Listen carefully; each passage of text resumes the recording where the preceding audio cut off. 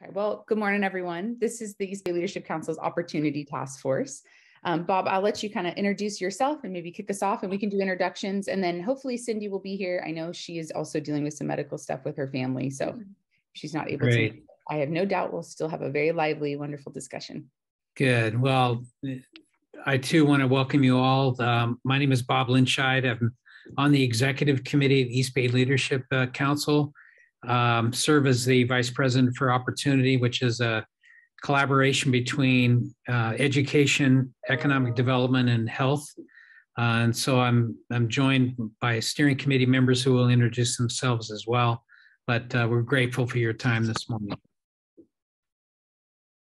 Great. And Bob, are you fine if I just kind of call on people? Yeah, please do. All right. Bill, why don't you start us off, Mr. Bankhead? Sure. Thank you. Good morning, everybody. My name is Bill Bankhead. I'm the Workforce and Economic Development Manager for Los Medanos College. Thank you, Bill. Corey Cook. Hi, I'm Corey. I'm the Vice President for Academic Affairs at St. Mary's College. Anne. Hi, everybody. Sorry for my not having my camera on, but Anne Notarangelo, Community Relations Manager for the Martinez Refining Company. Great to have you here, Anne. Bob Redlow. Okay, first I have to unmute. Good morning, everybody. I'm Bob Redlow, Director for the Bay Area Health Workforce Partnership, which is a partnership of all the, or most of the health providers in the Bay Area that are committed to hiring local folks from their communities and increasing diversity and equity among our community. I also coordinate a lot of the health training between the four East Bay Health Workforce Development Boards. Nice to be here this morning. Thank you so much. Okay, Dr. Vic Baker. Hey, good morning, everyone. Dr. Vic Baker, CEO of Codify. We're organization development, leadership training organization, also guest lecturer at UC Berkeley and University of San Francisco. Thank you. Elaine Schroth. Hi, everyone. Sorry, I'm going to be driving in a minute, but Elaine Schroth, CEO for Visit Concord. We are the Tourism Improvement District Agency, and I'm involved with this task force as well. Thank you. She is on our planning team. Thank you so much, Elaine. Julia Dozier.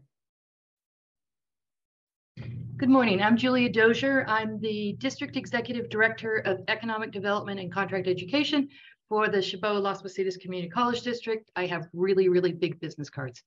I'm actually here. I'm delighted to be with you today. One of the things that I'm really interested in my lens this morning is that I'm part of the Bay Area K-16 Collaborative, which is a collaboration of the Bay Area UCs and CSUs and community colleges looking at business, education, engineering, and healthcare pathways from K to 16 and beyond. So I'm really interested in meeting those of you who we may be able to talk to about that. Thanks. Absolutely. Thank you. Thanks for being here. Hillary Dito. Good morning. I'm Hillary Dito. I'm the Director of College and Career Readiness at Contra Costa County Office of Education. My two main things are overseeing the Contra Costa Adult School, which operates in the 3 detention facilities, and then the Contra Costa County ROP programs, which operates in 22 high schools in the county. Thank you, Hillary. Great to have you here. Michelle Lopes. Good morning, everybody. My name is Michelle Lopes. I'm the Senior Vice President and System Chief Nurse Executive for Muir Health. I was born and raised in Walnut Creek, and I'm a current resident of Concord.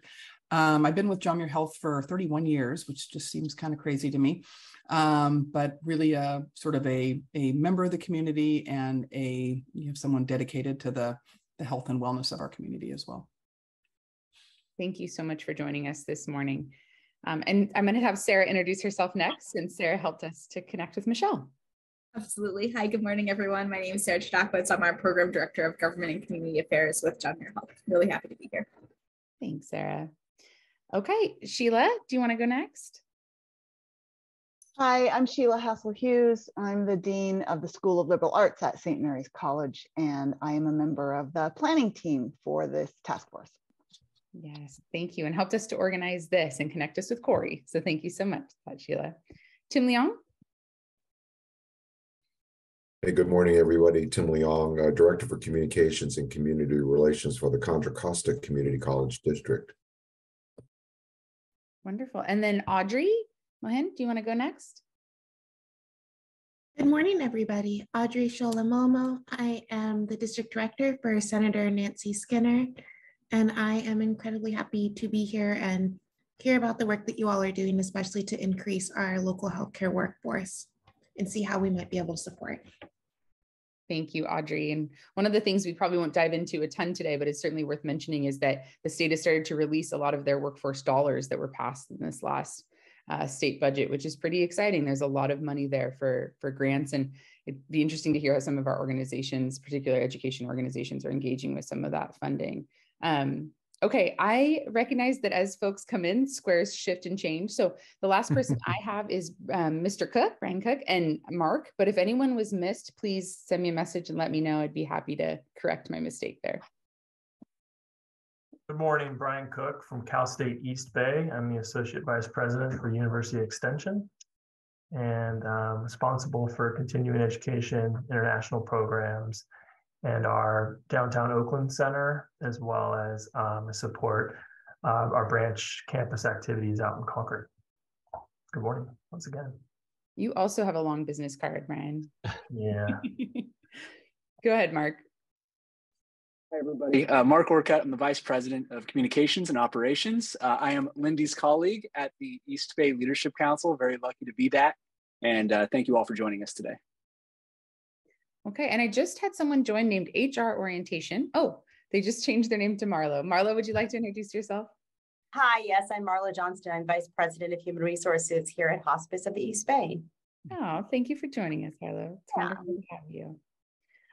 Is Cindy not going to be able to make it? Will you be able to kind of join in? No, Lindy, can you hear me? Hi, Cindy. Unfortunately, I am working at home and I am having problems getting connected on Zoom. So I've got an email out to the IT department to dial in. But I'm Cindy Hatton. I'm President and CEO of Hospice of the East Bay. And Cindy is thankfully also part of our planning team. So we've got a pretty team that helps to put these meetings together and organize them and help us think through kind of how to engage with all of you. And it's always exciting to see new folks or folks that haven't joined us in a while do so. It gives us a sense that we're bringing some relevant topics. So really appreciate you all being here this morning. We intended for this to be a pretty open dialogue and discussion, but we do have 3 special guests here. So I'm going to kind of direct my questions to them first. But I would hope that if you would like to jump in or you have a question or comment and would like to be part of the conversation, that you'll just raise your hand and I would be happy to call on you. Please feel free to do so as we go along. I think sometimes saving questions to the end can be easy to forget them or hard to contextualize them. So please feel free to be part of the conversation.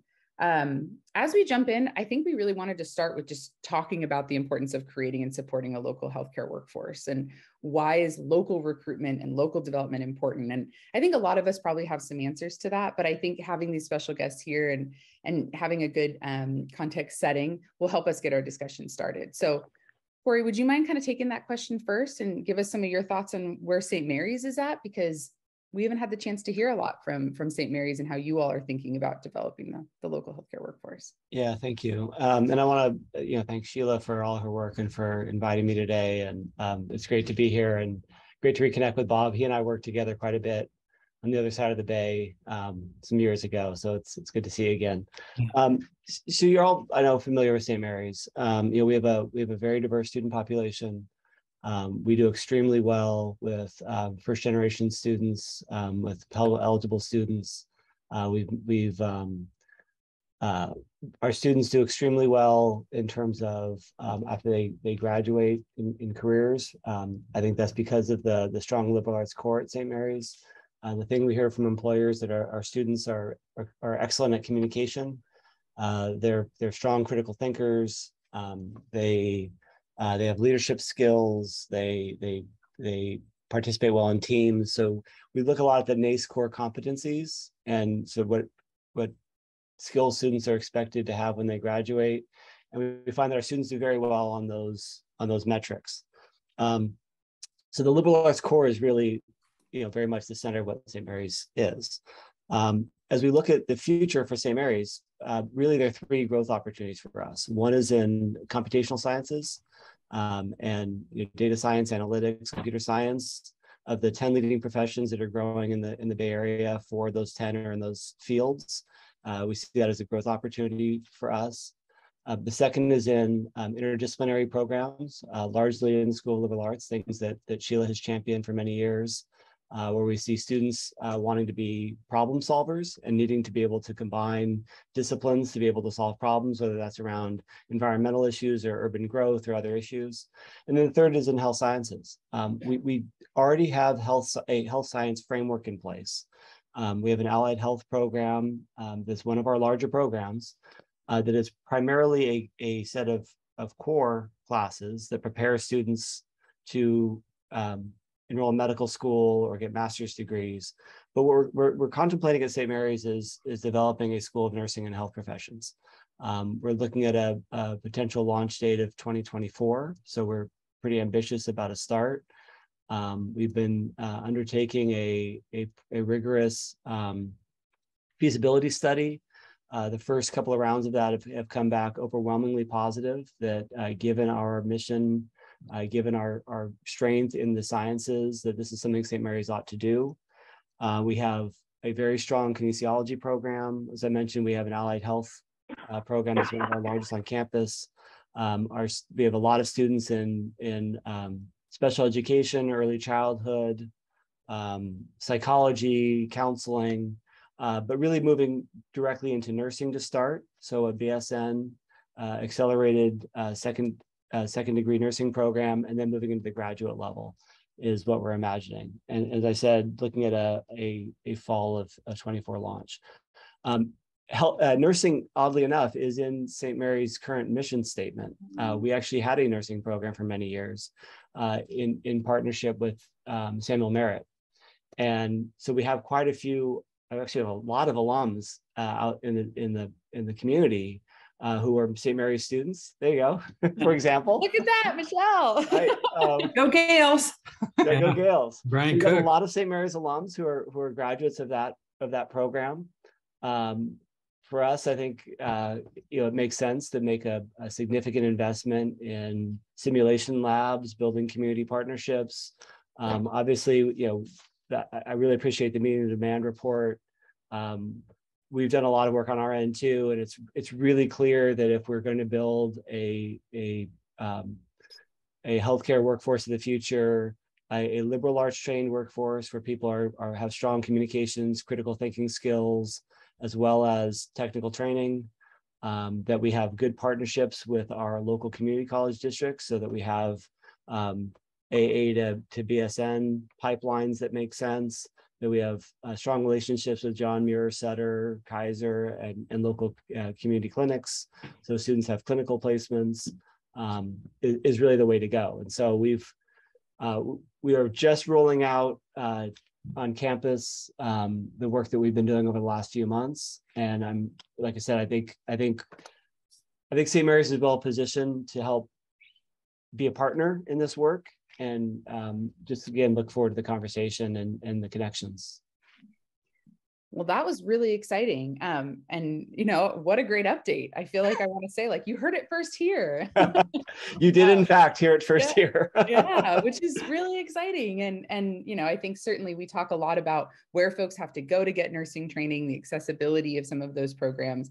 I know that's something that Cal State East Bay has certainly been a partner in trying to think through and explore. So excited to hear that St. Mary's is considering joining that work in that partnership, and we look forward to following it and hopefully being a partner in that as well. So thank you. I'm going to turn it over to Michelle, and similar question. What are your reflections on why it's important to have a local recruitment pool, and where do you guys find a lot of opportunity in that sense, and where might there be some struggles in recruiting locally? Yeah, so yeah, I think first and foremost, the most important thing for us with having a local pipeline is that we will have people that reflect our community, caring for our community. That's really, really important. And, you know, the Bay Area market is such a hard market to move into, I think, as we all know. So having people that are already local and kind of established in the community really helps with that.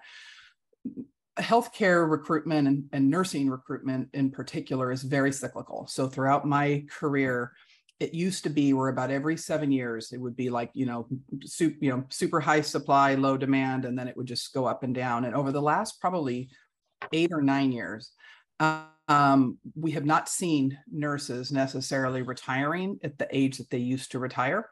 And so we haven't had the turnover up until these last several years. We haven't had the turnover that we had before. And so we had nurses graduating from local nursing schools that had to go outside the state, certainly go outside the Bay Area, to get opportunities for new grad programs. And so we're starting to see that shift. And you know, the pipeline is definitely slowing. At John Muir Health, we have always had, I think it's been a real blessing that we've been able to recruit really high caliber nurses from the local market. For example, the last new grad program we had about 750 applicants for like 50 spots. And so that's still a great supply and demand, but we know that is changing. It's changing for a couple reasons. Number one, the median age of a nurse in the United States is like 55. That's super scary. So, you know, we are on the precipice of having a huge amount of nurses that have stayed in the industry longer than we would have seen them in years past. They're going to be leaving, and we don't have the pipeline to backfill that. We have nurses who try to get into nursing school for years that aren't able to get in, again, just because we don't have the clinical ability to for that. And even in our hospitals, we do everything we can to make sure that, you know, we support the schools and have preceptorships, et cetera. But the reality is that all those preceptorships, that's an extra workload on our nurses. So to precept a student, it takes a huge amount of energy, effort, you know, to do that. And so there's a limit to how many we can do. And then I think all hospitals feel that. The other thing that we've really seen shift through COVID is this, I'm going to say demand because I think it is, for work-life balance. So it used to be that you become a nurse and you work full-time, you know, for 20 years, 25 years. And then those nurses that are on the senior end, they get those coveted part-time positions, you know, to you know, in the later years of their career. We're seeing people coming out of nursing school and within a couple of years saying, I don't want to be full-time. I want to be 0.6. And during the pandemic, we kind of missed that shift and we weren't doing that. And we lost a lot of employees that were going to other organizations that frankly were doing that. And so we have sent over the last probably year, we've converted tons of our positions to part-time positions. And that's great. You know, from a work-life balance perspective, from a retention perspective, but that only makes our problem worse. You know, if you make 100 people part-time, you have to backfill that other part of the position they're not working. So, so those I think are just kind of some of my initial thoughts about it. So I think having and healthcare is changing immensely, where the hospitals, you know, I believe we're evolving to a place where the hospitals will be where the sickest of the sickest go, and much care will be continuing to move into the home, which is better for the patient. But that's a whole nother, you know, type of model of care that we in the healthcare industry really need to understand and get right, so that those patients get safe care, and that we have the right level of expertise and scope of practice to be caring for them in the home.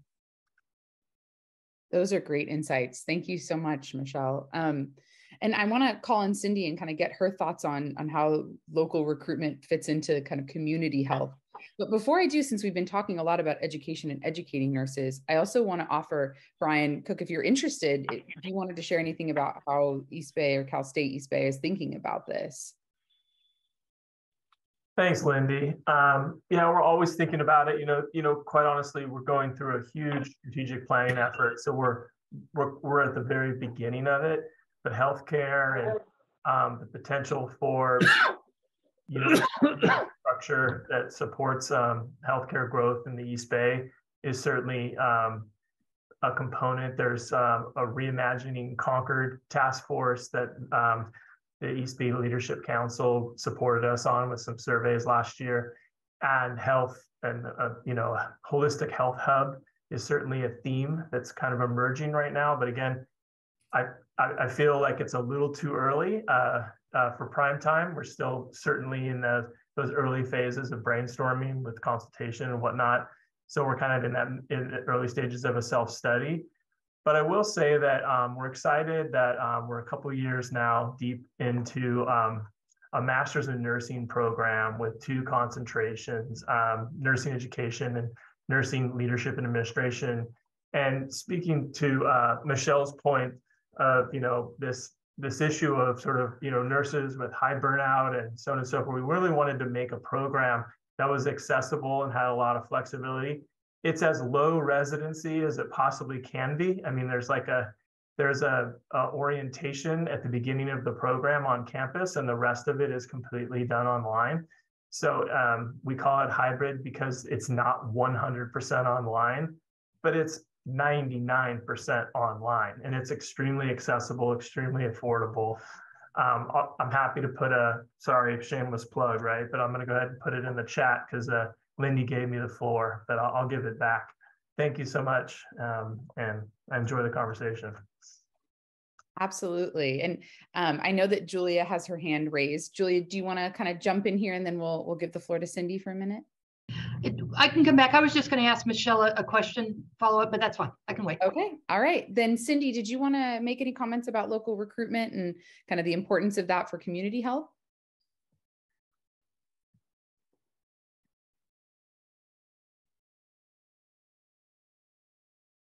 It might be hard for her to unmute because she's in. Oh, there we go. Okay. All right. I have to keep unmuting myself. All right. And ITs, I'm trying to connect me. So anyway, yes, I agree with everything that certainly everyone said. It was great news to hear about St. Mary's. And Michelle obviously also talked about some of the challenges we have with people wanting to work part-time. To me, it's important because when we look at the projections, they're projecting like 600,000 more home care workers. And when I say home care, that's across the community-based system for 2023. And for us to recruit locally, it's important because all of the reasons that Michelle said, we also have, from our perspective, we also look at it as these are people who are already living here in our communities and are established in our communities. And because of the housing issue, they're already here. So we really need to tap into our local resources to be able to help solve some of this problem that we're having now and into the future. Great. Yeah, absolutely agree. Okay, Julia, why don't you go ahead? Sure, thanks. Michelle, following up on your comment about the changing landscape in the medical field, do nurses go to continuing education to learn about new, I don't know, robotics or whatever it is? How do you transition your nursing or your staff along with the change in the scenery?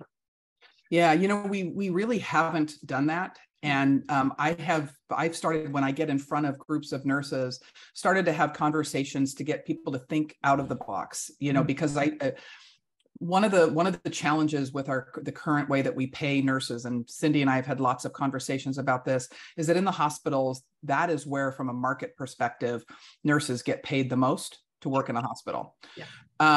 And so, hospices and home health agencies, et cetera, they pay, a significantly lower rate. And so it's very hard to recruit. It's very hard to compete. And the market has shifted so fast just in these last several years. It's getting really crazy how much we're having to pay just to retain nurses in the hospital. So no, I don't think there's a lot. I think we're sort of at a really beginning point of creating models. And there are agencies now that do this sort of hospital in the home you know, concept. And they're using like paramedics, for example, versus nurses, you know, so there's just, we're the traditional model of the way that we have staffed for healthcare is changing really fast and needs to change. One of the things in this chat about the programs like the nursing schools, where we had a program where we would, you know, a full-time employee would work like 0.6 for us and then 0.4 for a school. And John Muir Health would pay the difference between their salary at John Muir Health and what the schools were paying. Because again, same thing. And that's why I think my assumption is why schools have a really hard time recruiting nurses as well. Sure.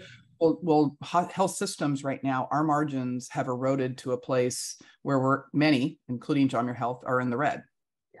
And so it's just, we have a much higher amount of government payers, sure, you know, that now pay, and we do not make money on government payers. We lose money on every government payer. So I think that, you know, when we talk about this concept of grants and where this money is, like, to me, this would be a perfect place to partner, you know, schools with health systems, find grant money to make up that difference between what a nurse makes in a hospital and what a instructor would make, a professor would make at a nursing school. And that could really be that work-life balance. That would help a nurse who maybe just can't work in a hospital full-time, doesn't mind working full-time, but I just can't have that emotional, physical, et cetera, working in a hospital.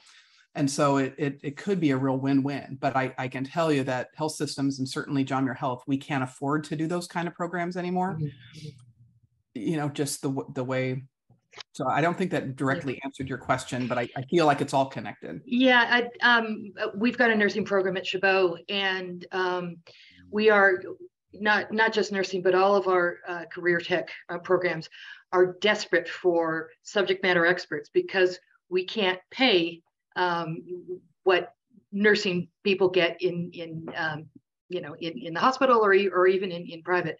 And so that's always a challenge. So if you got people that want to donate a little time, or, you know, any way that we can do that. And I know we're coming back to this later, but I really think now is the funding time. There's huge amounts of grants that are out there for workforce.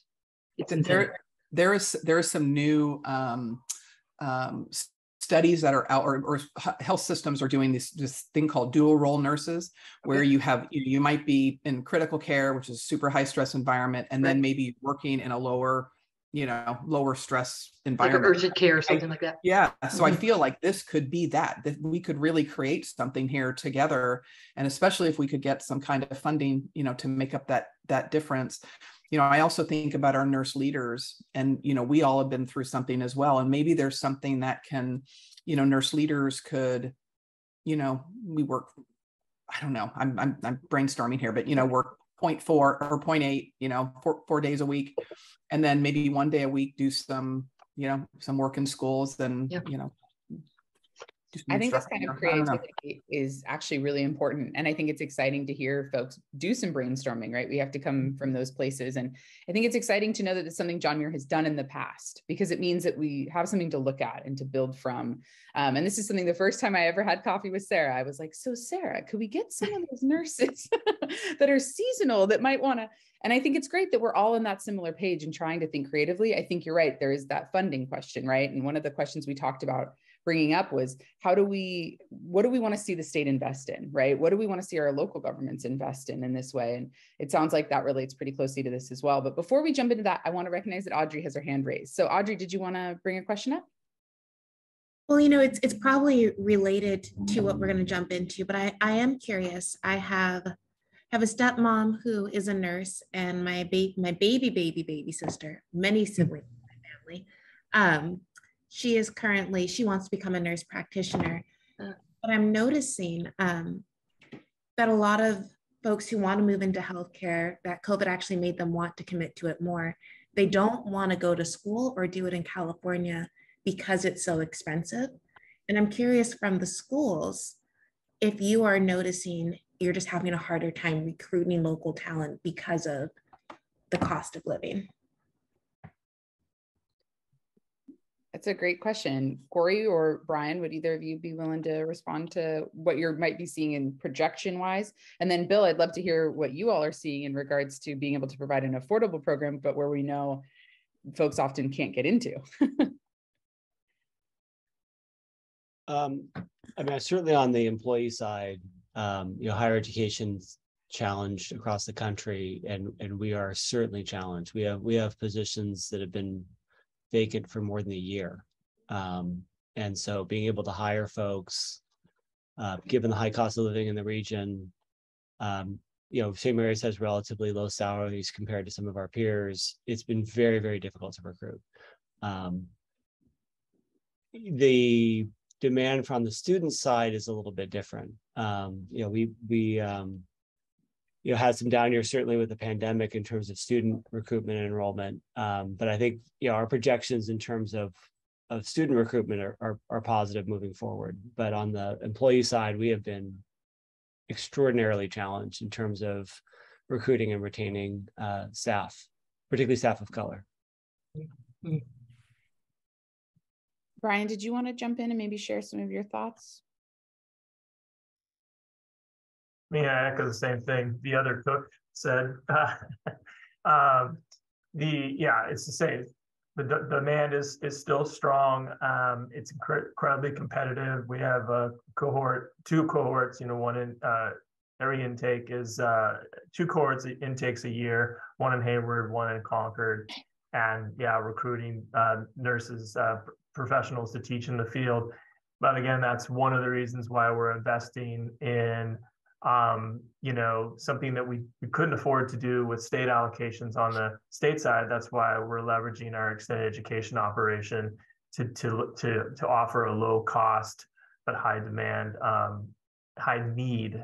I wish the demand was better, but the need for leaders in nursing with our master's program. Right, which is actually concentrated on nursing education. Is that correct? Yeah.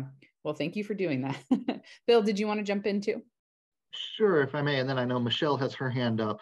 I know at Los Medanos College, we've got both an LVN and RN programs. And our RN program continues to have more applicants than we have slots every cycle. So the student demand is absolutely still there. We would love to have more spaces available because we know the program does really well. We know the students do really well. It's just that staffing capacity issue that everybody's having. So very interested in any conversations as follow-up around how we might be able to help get some more nurses in. And there are some new efforts really launching this year on a regional level through the Bay Area Community College Consortium. There's a regional joint venture specifically around increasing nursing. So there may be some opportunities in development coming up there. And around that, one of the things that has impacted our ability to have these cohorts, even when we have the staffing, is, again, as Michelle said, the limits on clinical placements. We actually had to cancel an LVN cohort because we knew there just weren't clinical placements available. And we weren't going to be able to get the students through those. So, and hopefully now that we're kind of coming out of the worst of COVID, some of those clinical placements will become available again because the nurses will have the capacity to supervise. I know, and we also, as Corey was saying, one of the things that we definitely would like to see in our staffing is to increase the diversity in our faculty pool to kind of meet that need that Michelle was mentioning of wanting to have that cultural competence and creating the comfort level in patients of having nurses and doctors and other healthcare professionals who relate to them, who look like them. Thank you. Always an important issue throughout our whole economy. Michelle, go ahead. Yeah, question for Bill and maybe from the other schools. LVNs, we have historically, way back when we used LVNs in the hospitals, and then we really navigated away from that. And I really envision that moving forward, our model of care are going to shift back more to that team model because there just frankly will not be enough RNs. So I think perhaps having an opportunity for maybe those group discussions about model of care and about what the LVN supply and demand could potentially be. So just want to kind of put that out there, maybe as a future conversation. The other piece about getting more nurses into the pipeline is, some schools are incredibly expensive. I think, St. Mary's, Samuel Merritt, my daughter-in-law just finished the Samuel Merritt Accelerated program a couple of years ago. And so, I feel like, again, if we can find alternate ways to fund schools for potentially, people in our community that need that additional support, to get through school, to get into a program, that might be something else that we can partner on and look at government funding to help with. I don't know what people's thoughts are about that. I would say that anything that can help increase the opportunities for people who want to be nurses to become nurses is a good thing, right? There's clearly a demand for nurses in the market, and education doesn't yet have the capacity to provide the full pipeline necessary. So anything we can do to increase the overall system capacity, I think, is a good thing. One of the challenges for students absolutely can be cost. That's one of the things that as the community college we're really happy about, is one of our differentiating points is the cost, because it's $46 a credit. So students can get their RN or LVN certificate at a very low cost relative to other programs. But we have that at very limited capacity. There's a lot of competition to get into the programs. And so there are some challenges around that. So I'll pause there.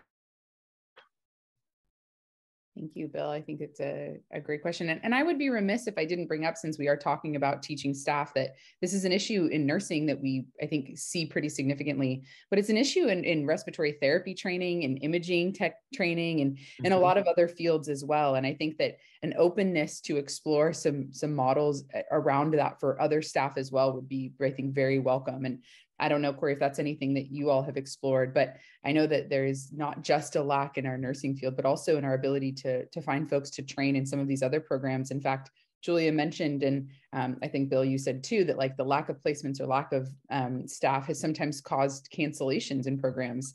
And in doing research for the Meeting the Demand report, we saw that was true of other community colleges as well, where they were no longer able to offer a program, or were delaying it or pausing it, not out of lack of interest, but primarily out of lack of staff or ability to place. So I think it's important that we talk about nursing because it's such a broad field, and certainly is one in which we are expecting a lot of demand. But it's also not alone in this struggle and this challenge. And I think that if we're able to find models that work really well for nursing, it'd be great to see if that might be something that could be utilized perhaps for other fields as well. Okay, were there any other questions before we maybe kind of move on to some?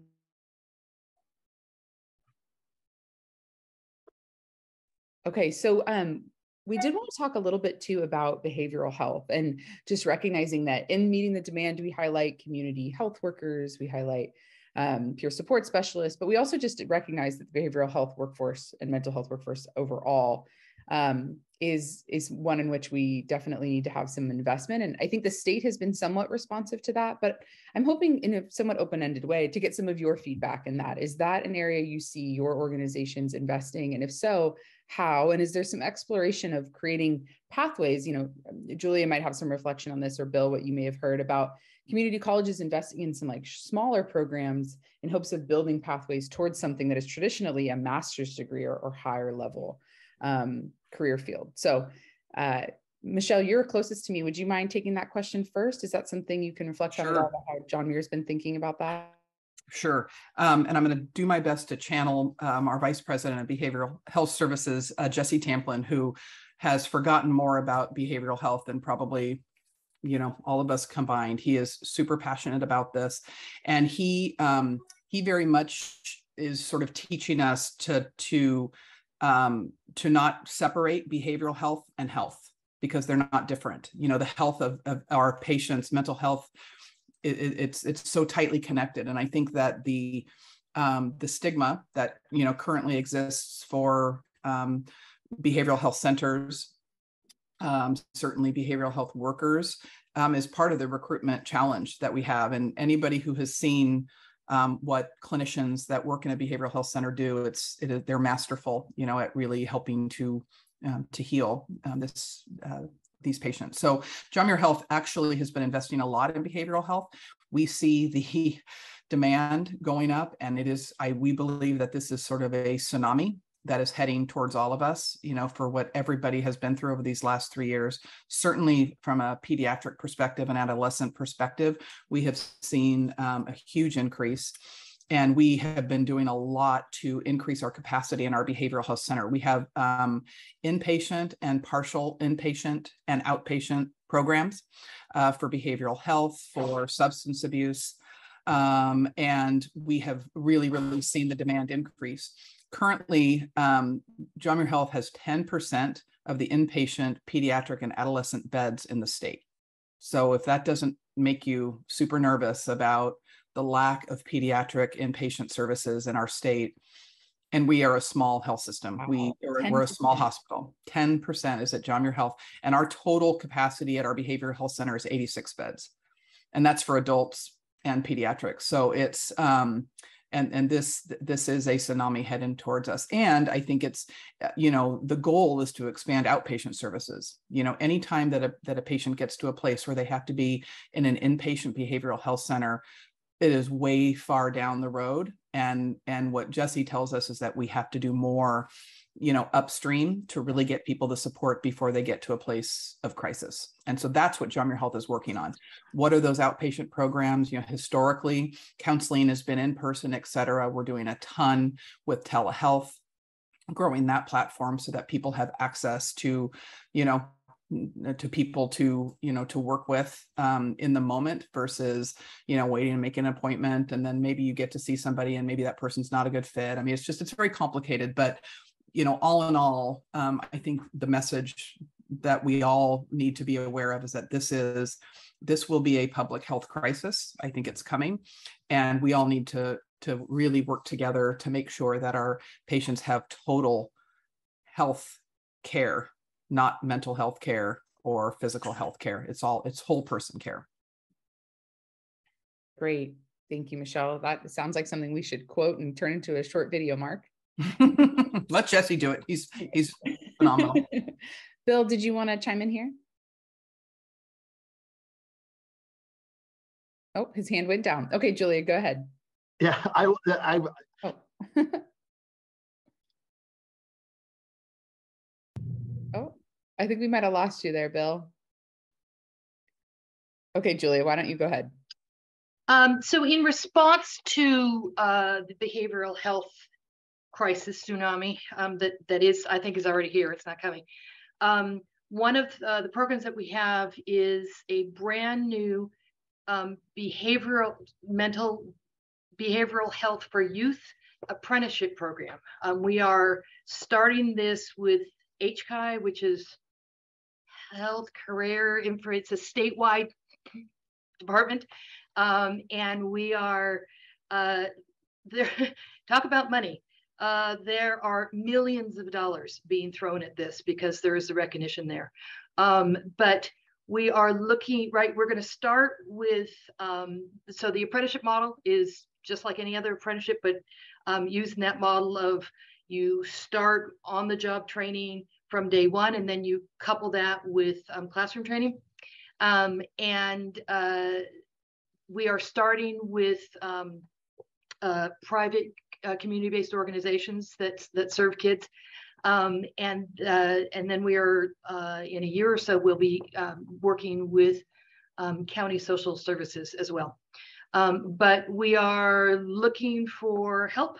We are making this up as we go along, and partners, and it's an incredible program, and people see the need. And so if any of you feel that you have a subject matter expert or something to contribute or want to be part of this, please let me know. I'll drop my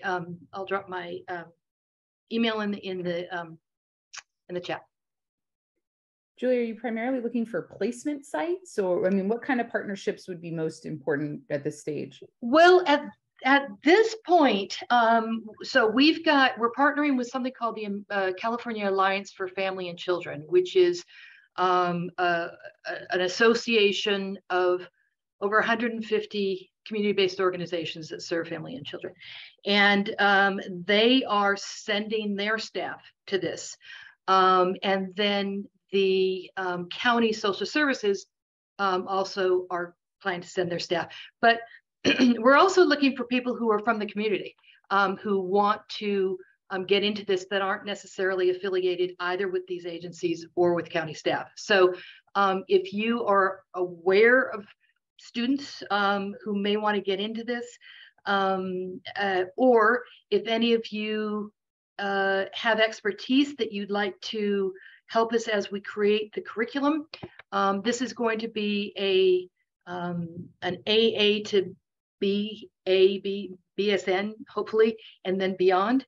Not BSN, sorry, BS degree, and then beyond. We're really looking to make this as much of a career pathway pipeline as possible.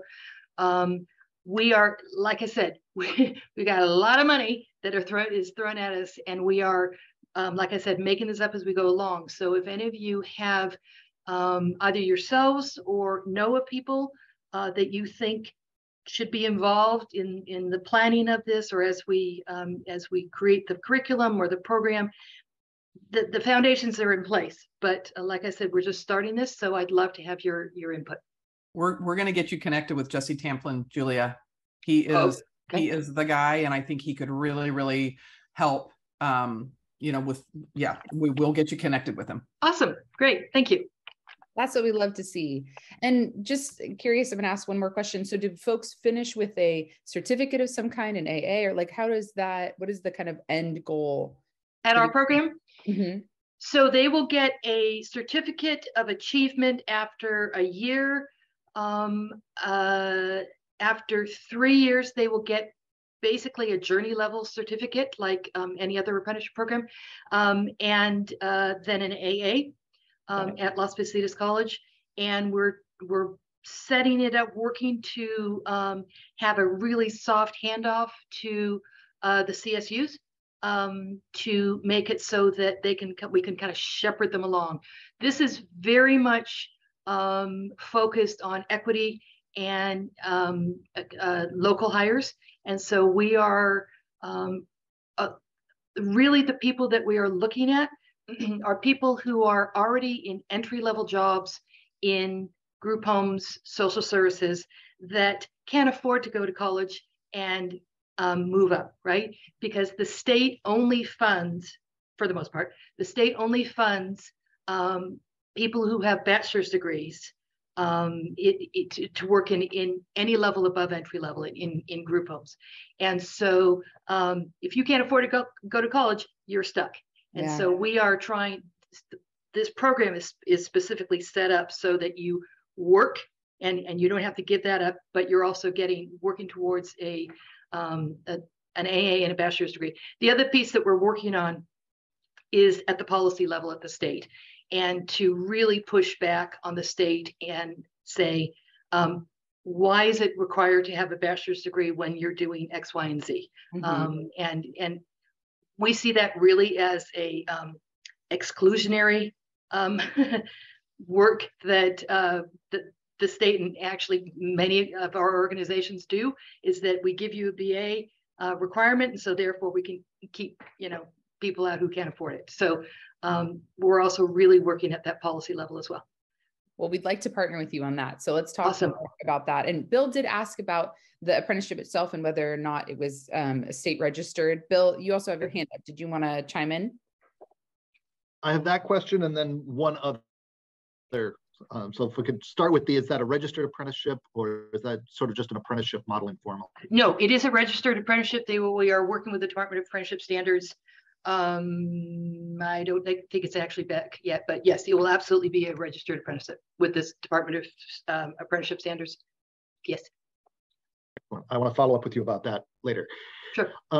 My other question was kind of coming back to Michelle, and you were talking a little bit about the roles in behavioral health.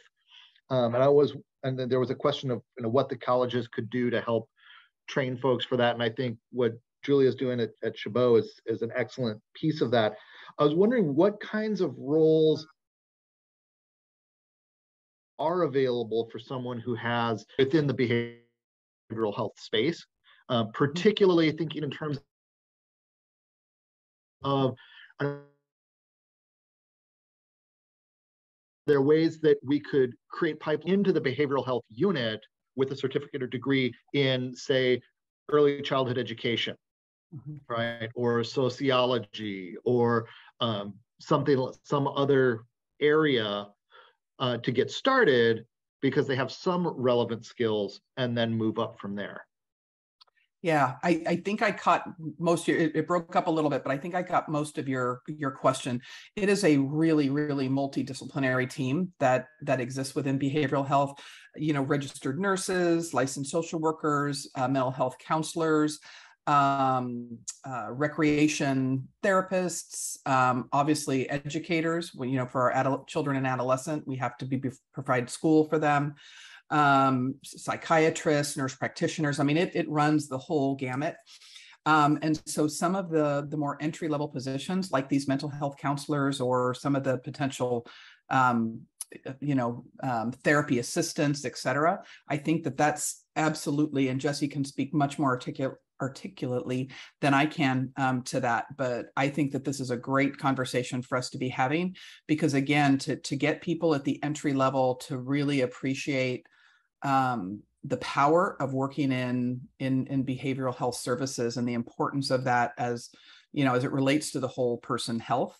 Because I just don't think people understand much about it. And traditional nursing programs, really do focus on kind of the hospital-centric model. Much of the clinical time is spent in hospitals, and as we have, and so many people get through nursing school, and the main thing they think about is working in a hospital. Well, there's so many more opportunities for nurses across and all healthcare workers across the continuum, that's the other, I think, maybe paradigm shift in schools that we need to start having conversations about, so that people are really aware of what are the options within healthcare for them.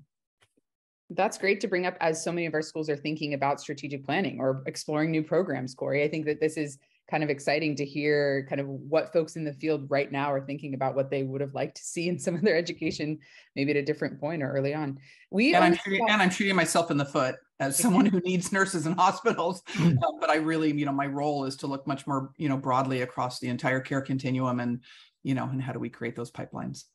And we appreciate that. And we only have about 5 minutes, but Bob, I want to definitely give you a minute to chime in here. I know your hand's been up, so just wanted you to be conscious of time, but please go ahead. Yeah, I'm not going to take up too much time. There's many good issues to talk about. I would just say that, in our organization, the Bay Area Health Workforce Partnership, we are really experimenting and putting forward a number of apprenticeship programs. Well, one of the issues that we're running into is that apprenticeship dollars covers, K through 12, and then was extended to community colleges a couple of years ago, but it is not extended to four-year schools. And it would be great if we amended the education law to include four-year schools for the apprenticeship programs. It would be great. And in terms of our healthcare participants, the issue is the apprenticeship model has not worked very well, because most of our providers want people who are licensed or certified before they go to work. And we need to talk about working on that. And third point, I'd only say that there is a number of behavioral health and mental health programs that are out there, some apprenticeships, some others, obviously Kaiser School of Allied Health, Berkeley City College, San Francisco State. There are many behavioral health programs out there to look at, and I'm more than happy, or others can help people set up behavioral health programs. So if you do need some help, Julia, we're happy to help with that as well. And thank you for putting Jesse in. He's a phenomenal person of expertise at John Muir, and helps us all very much in all those programs. Thanks, Bob. It's great to see the space just be utilized for connecting. And we certainly love to hear the idea of like what needs to be changed or what could be amended in the law that might make some of this a little easier. So please, if you ever have those ideas, reach out to us. We're always excited to hear about them and try to convene some topics around that. And Dr. Vic Baker put some questions about the current workforce in the chat, and we've actually contemplated having a task force on that issue specifically. So that's something Sarah had brought up early on that I think we'll definitely explore. So that might be a task force meeting in itself. But recognizing time, I'm going to hand it over to Bob to maybe kind of help us wrap up. And before I do, I just want to thank the planning team for helping put this together and all of our special guests for being here. It really was a very fruitful conversation, and I really appreciated all the engagement. Yeah, I think it's timely. First of all, we barely scratched the surface today, right? There's so much moving parts, not only the marketplace, but just education itself. I remember several years ago, the CSU was granted the authority to provide doctorate of nursing to help create the educational element that's so desperately needed in that field. So, Lindy, thank you for putting this thing together. I'm certain that the planning team at our next meeting will talk about what the next step is here. Any of you have thoughts, please send them on to us. We are grateful for your presence today and hope that the rest of the week, I can't believe we're at the end of September. Can you believe it? We're going to start the next quarter on October 1st. So it's, anyway, enough of the mental health issue that I'm having. Let's plan to get together again real soon. Thanks, everybody. Thank you all for joining us. Thank you all. This was great.